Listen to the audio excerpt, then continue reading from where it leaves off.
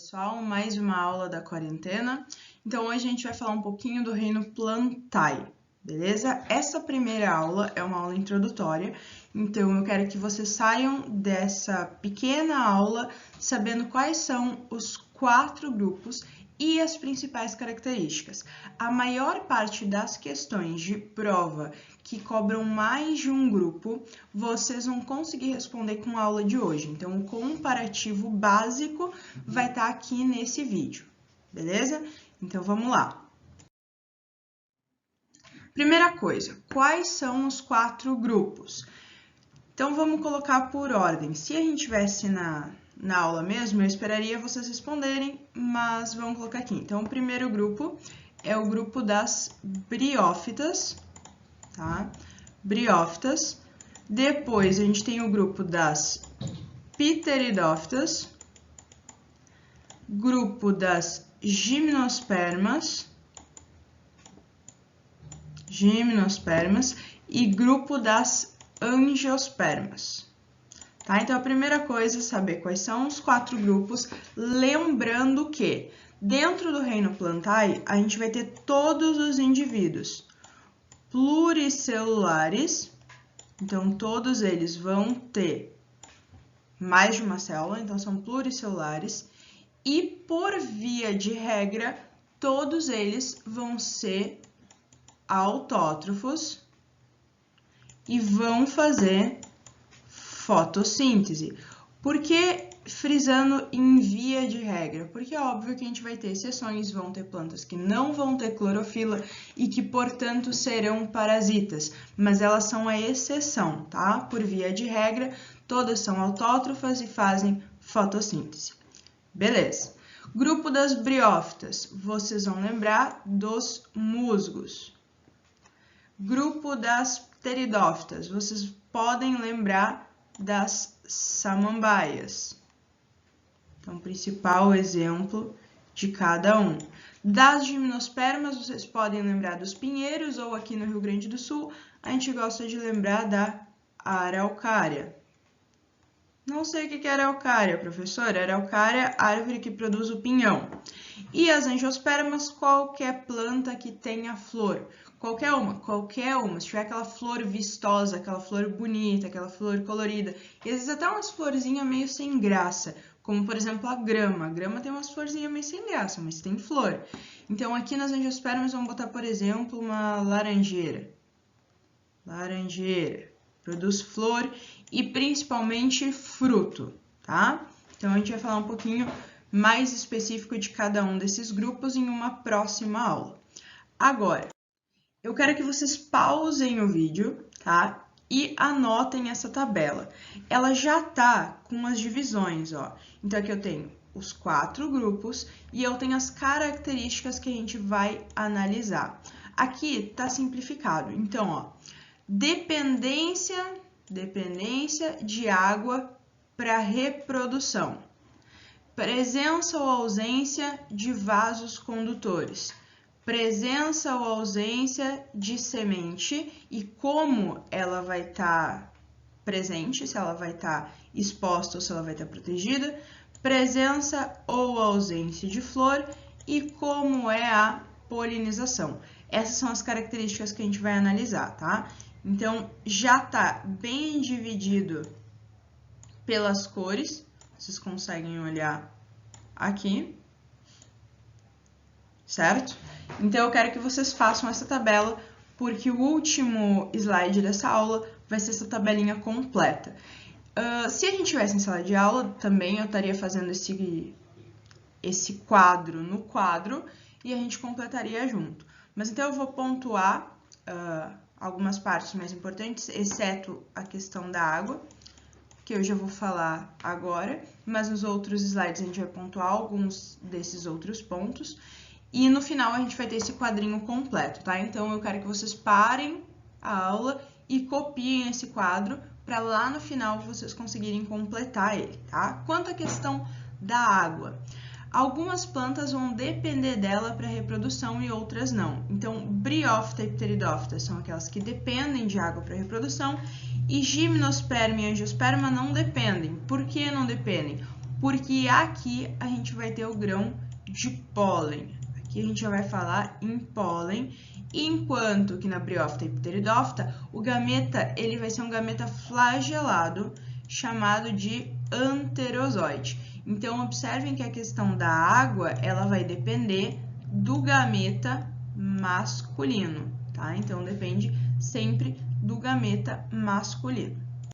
Vamos lá, quanto à presença de vasos condutores. Então, as plantas elas vão ser briófitas ou traqueófitas. A briófita é aquela planta que é avascular. Então, ela é avascular, ela não possui vasos condutores e todo o transporte de seiva vai acontecer de célula a célula. Enquanto que os outros três grupos são traqueófitos. Eles possuem vasos condutores. Que vasos condutores? Xilema e floema, tá? Nessa parte vocês podem prestar bastante atenção e se não quiserem não precisam copiar aqui. Eu quero que vocês tenham copiado aquele quadro, tá? Aqui eu quero que vocês prestem bastante atenção. Xilema é um vaso que vai ser majoritariamente feito de células que já estão mortas e ele vai fazer o transporte da chamada seiva bruta, que vai ser aquela transportada da raiz para as folhas, então de baixo para cima, e vai ser composto de água mais sais minerais. Enquanto que o floema ele vai ser formado por células que estão vivas, que possuem o citoplasma e, portanto, vão fazer um transporte mais lento de onde ocorre a produção, então de onde é produzido, para onde é necessário. Como assim, professora? Vamos supor que vocês têm uma árvore lá, vamos pegar a laranjeira e as folhas dela estão fazendo fotossíntese, tá? Então, aqui tu tem uma folha fazendo fotossíntese e aqui tu tem uma folha fazendo fotossíntese e aqui tu tem um fruto e um galho que não tem folhas. Então, ó, a seiva que está sendo produzida aqui, ela vai ser transportada para cá. Então, vai estar subindo. Ou aqui, então, tu tem essas folhas, vou subir elas aqui, a coordenação é um pouquinho difícil, e aqui tu tem a raiz. Aqui tá produzindo seiva, vai descer para chegar até a raiz. Então, o floema, ele não tem uma direção de cima para baixo, como o xilema, que é de baixo para cima. O floema é de onde é produzido para onde é necessário. Então, ele vai ir para onde ele for requisitado. Então, um transporte de fluxo, um transporte de massa. A gente vai falar disso em uma outra aula.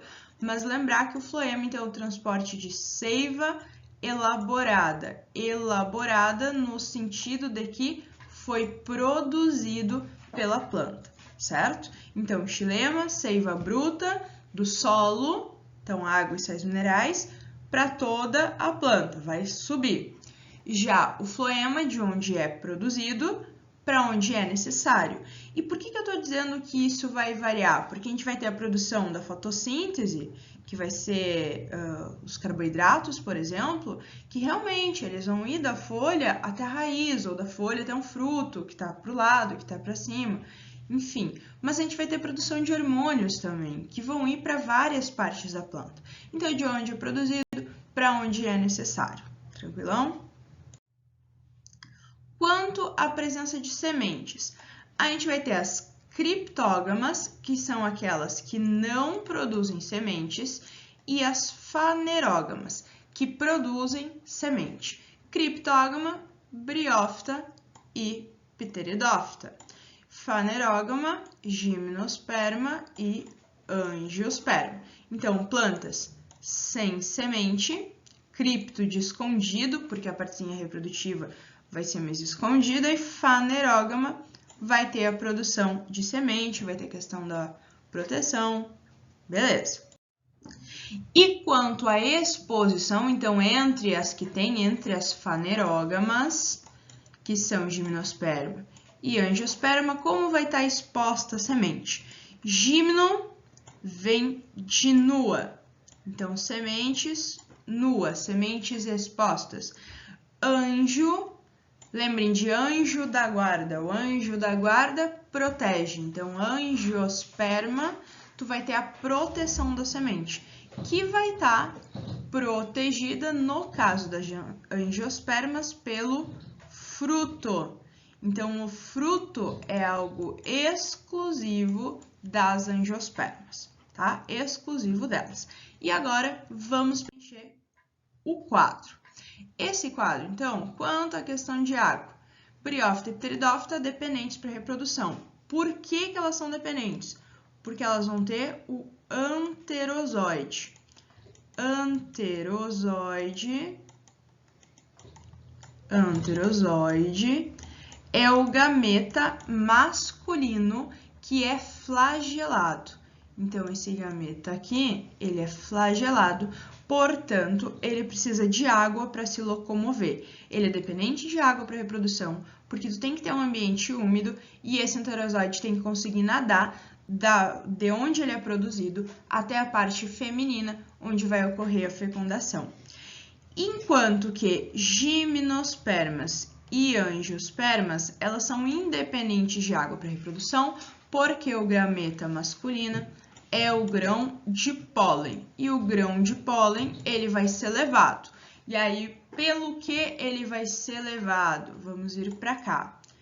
Pelo que ele vai ser levado? Então, aqui, ó, não tem grão de pólen. Tu tem um anterozoide, que é um gameta flagelado, que vai nadar.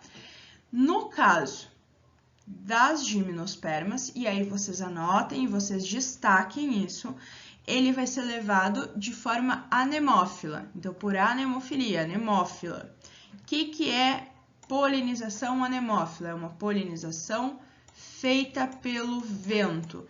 Então, em gimnospermas, a única forma de polinização é o vento. Tu não vai ter abelhinhas, passarinhos, enfim, qualquer ser vivo fazendo a polinização de um pinheiro, por exemplo, porque quem poliniza o pinheiro é o vento. Então, polinização do tipo anemófila.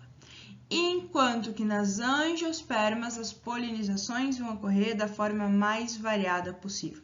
Tu tem todos os tipos que tu imaginar de polinização. Então, tu vai ter polinização pelo vento, tu vai ter polinização por aves, tu vai ter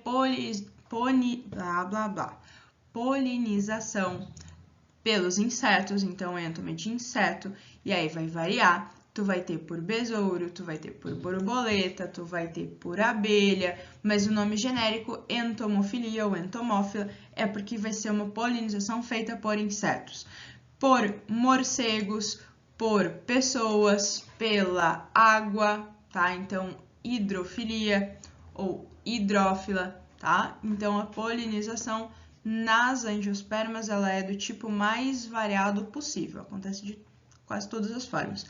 Quanto à presença de vasos condutores, a gente já colocou, briófita é avascular, enquanto que todos os outros grupos são traqueófitos, possuem xilema e possuem floema. Quanto à questão das sementes, criptógamas sem sementes ou fanerógamas com sementes, dentro das fanerógamas, gimnospermas, sementes nuas, angiospermas, sementes protegidas pelo fruto. Quanto à presença de flor, tu vai ter a flor presente, flor bonita, chamativa, colorida, apenas nas angiospermas. Por que eu estou frisando que é uma flor bonita, chamativa? Porque nas gimnospermas, vamos dividir aqui, nas gimnospermas, a gente tem o estróbilo. O estróbilo, ele seria a flor da gimnosperma. Então, estróbilo é a flor da gimnosperma. Beleza? Tudo certo? Qualquer dúvida, anotem aí e perguntem na nossa aula ao vivo. Beleza? Até a próxima aula.